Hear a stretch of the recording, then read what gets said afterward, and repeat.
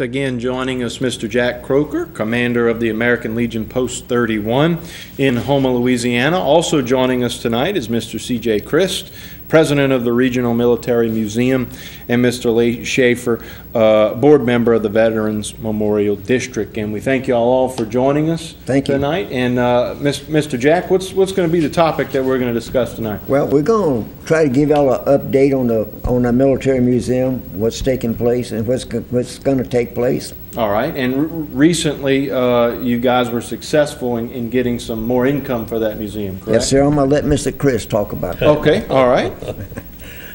And let's start first off with Mr. Christ. First of all, let's talk about some of the latest activities for the museum. Well, we thought we'd get together with some other museums and see how they did it to start with. Everybody must have started from a blank piece of paper. That's pretty much where we are as far as our expansion is concerned. So we took a trip to New Orleans and were very well treated at the National World War II Museum, and got a lot of good ideas from them and some literature. Next thing, we'll probably go to Pensacola and go to that military museum over there, which is the Naval Aviation Museum. Okay. And hopefully get around to talking with the people in Patterson to see what ideas they might have. So we're pretty much at the blank sheet of paper stage right now as far as the new building and additions are concerned. All right. Well, Lee, let me ask you, you mentioned several tours there. I guess the World War II Museum in New Orleans, pretty big to follow. Yeah, it is a very tough act to follow. It's a very professionally run organization, but we're not looking to compete with the National World War II Museum. We're sort of looking to complement it. We're looking to, whenever people go to the National World War II Museum in New Orleans, they're looking for a specific focus, a specific direction, World War II.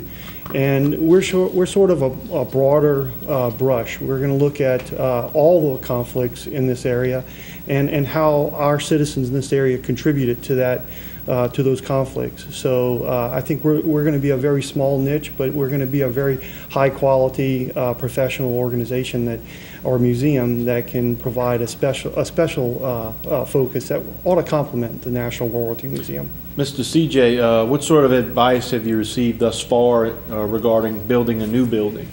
Well, to analyze the advice they gave us Tuesday is more or less stay flexible, be able to expand when the time and the money is there, and to not make anything that you can't change somewhat once you get going. And the big advice was get your priorities straight and have your plan in place so that as you go along, you know what the next step is and where the money's going to come from and so forth. I think that's probably is such a generic advice, but the advice was stay flexible and be ready to make changes when it's necessary. Okay. And Lee, in touring some of those other museums, what's the thing you were most impressed about or impressed with regarding the World War II Museum? Well, I mean, the museum itself, the National World War II Museum, is just a fantastic facility.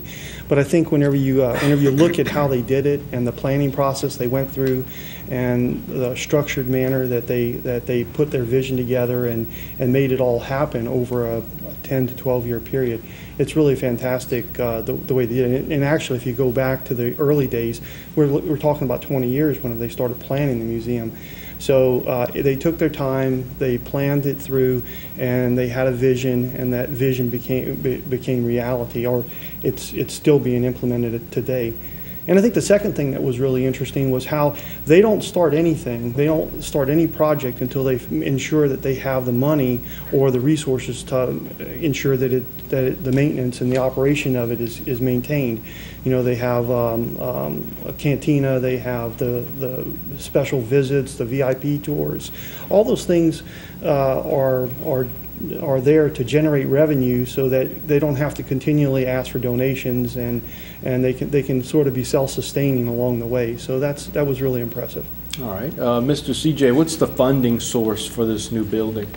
Well, fortunately, we were able to get a $500,000 tax passed last November 2nd on the ballot in the general election, and the citizens of Terrebonne Parish were very grateful, showed us confidence in the foundation and in the museum, and that millage from the property tax passed the voting public 54%, which we're very flattered to see that the people had such confidence in us.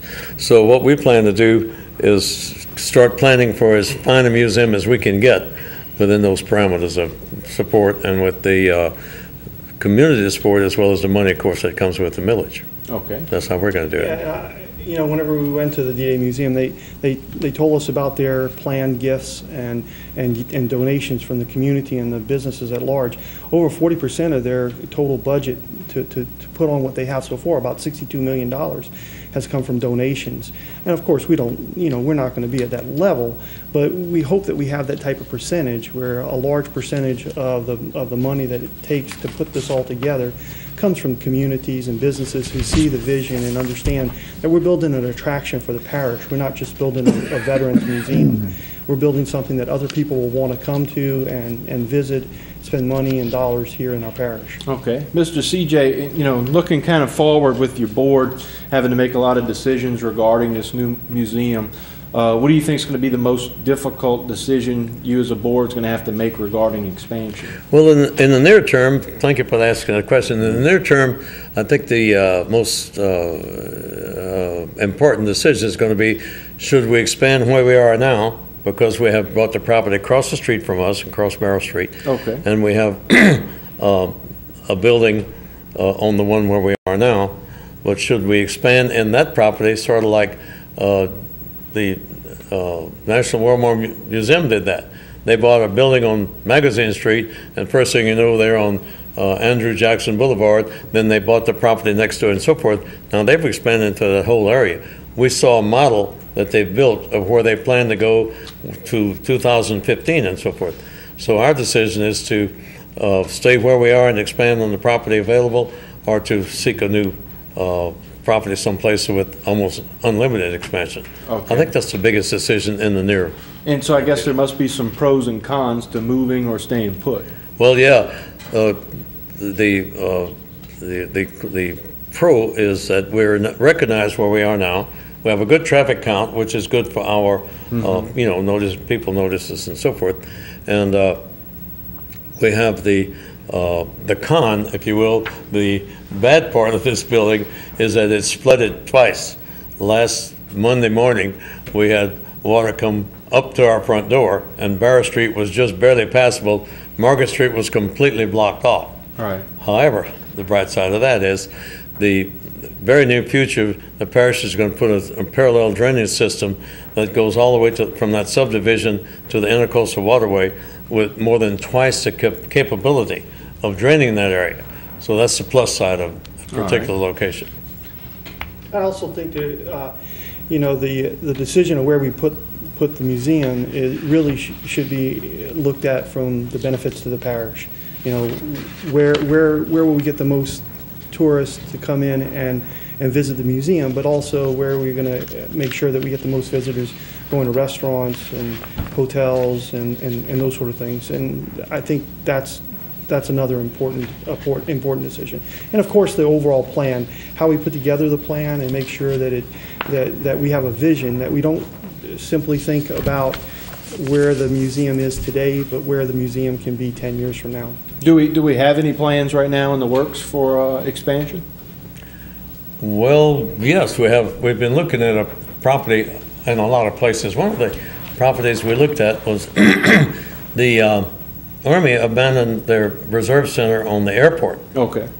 Years ago, maybe 2007, something like that. And it's been vacant ever since then. So about 2 years ago, we started looking at the possibility of acquiring that property since it's been sitting idle. And we looked at some of the various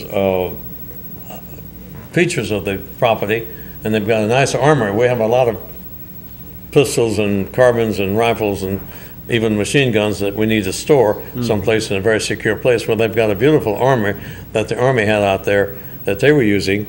And they also have a big meeting space that can be divided up to have various sizes of meetings. Okay. There's a big garage. We have 9 vehicles. We have a big garage that we could maintain our vehicles and so forth. So that was one of the things that attracted us to that particular. Is the building you're speaking about, is that the Charles E. Boston? Yeah, that's the one right there on Moffett Road, right by Tark. All right. And it was named after, I guess you'd call him the biggest hero of World War II from this area. Oh. The most decorated hero was Charles Eliot Boston. He was in Italy when he was wounded once, and he recovered and led his group back to the Monte Cassino fight, which a lot of people know if they're familiar with World War II. And at that, in that battle, he was killed. All right, and as we're about almost out of time, but are there decisions about the museum to be open again to the publicly? Oh, absolutely. This whole process is open to the public. We're part of the Veterans Memorial District, which is a board that the parish appoints people to. But the first Thursday of each month, we have meetings that are open to the public. They're at the Government Towers building, and we welcome anybody that has opinions and thoughts about the building and the planning of the museum. We want this to be a parish project. All right, well, as we close out, I assume you must have support from various veterans as well, right, Mr. Jack? Yes, This sir. is proof right here. We have support from all our different veterans organizations, probably in about a 3-parish area. Okay. So, in fact, I was talking with the state commander last night for the American Legion. I'm going to get him to come down and talk to us. Very good. That's excellent to know that we have community support and also support from the veterans. I went to, this won't take but a few seconds. I went to a reunion, St. Louis, Missouri, with guys I was with in Vietnam. And I was telling them about all the support we have in this parish. And they don't have anything like that. We are blessed that we have a parish that support our veterans and veterans organizations. I'm really thankful for it. Yeah. Well, and we appreciate you guys joining us to bring some of that information to the forefront. We're going to take a short break. When we come back, we only have a minute or so left of Bayou time. Stan Grobwell is going to join you and give you the update on the NFL lockout.